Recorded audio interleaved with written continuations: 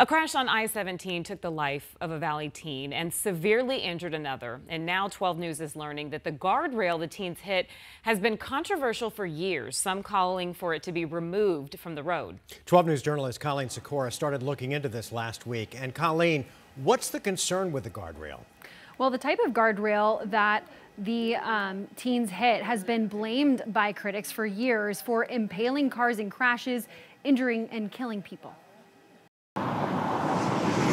What's left behind, reminders of what was lost. They had a future ahead of them, and it's been stolen by a safety product on America's roads. 16-year-old Jackson Elliott and 17-year-old Jet Weinstein were on their way back home to the valley after snowboarding in Flagstaff on Sunday, February 4th, when their car hit a guardrail south of Cordes Junction on I-17, the guardrail spearing into the car.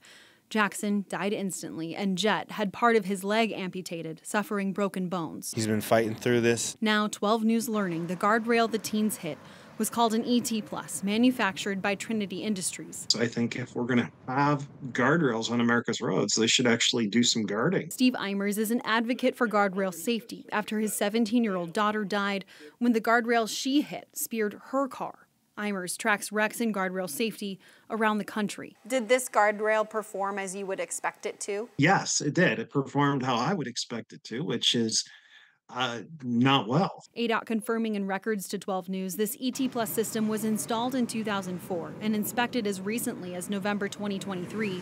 But in the nearly 2 decades since it was placed here, this system has been the center of lawsuits in multiple states. We have evidence that this product has speared dozens and dozens of vehicles all across America. In a 2015 class action lawsuit out of Missouri, just settled in 2022, attorneys claimed a design flaw. Instead of absorbing the wreck, quote, the guardrail spears or pierces the vehicle, thus resulting in serious injury or death to vehicle occupants and others.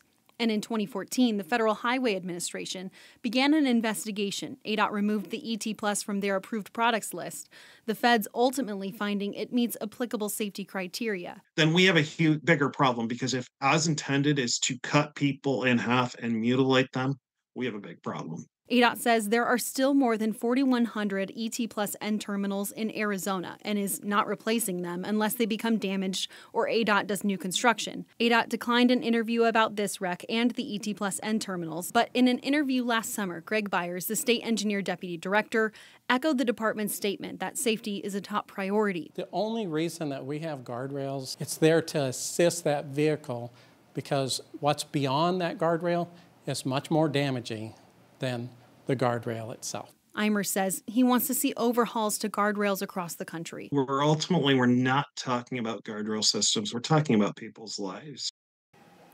And as you can imagine, Jackson's family is devastated. And they tell me that they want to know more about what happened. They are looking into the crash, and Jackson would have turned 17 next week. Yeah, it's heartbreaking to hear those family members, Colleen. Now, based on your reporting, this doesn't sound like it's isolated. What else have you learned? Right, yeah, we see a lot of crashes on Arizona roads. We tell you about them, and something like this can be rare, but as you can see, it can be so severe. But this isn't just happening in Arizona. Our sister stations in other states are also investigating guardrail safety and complaints. You can see more of that reporting on 12news.com. Colleen, thanks.